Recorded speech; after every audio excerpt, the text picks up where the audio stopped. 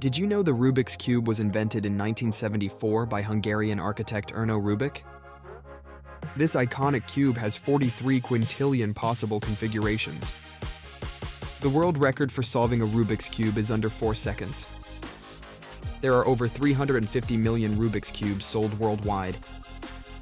The cube has inspired numerous competitions, including the World Cube Association events. There are many variations of the Rubik's Cube, including 2x2, 4x4, and even 17x17 cubes. In 1982, the Rubik's Cube became a cultural phenomenon, appearing in movies and TV shows. Solving the cube can improve your problem-solving skills and memory,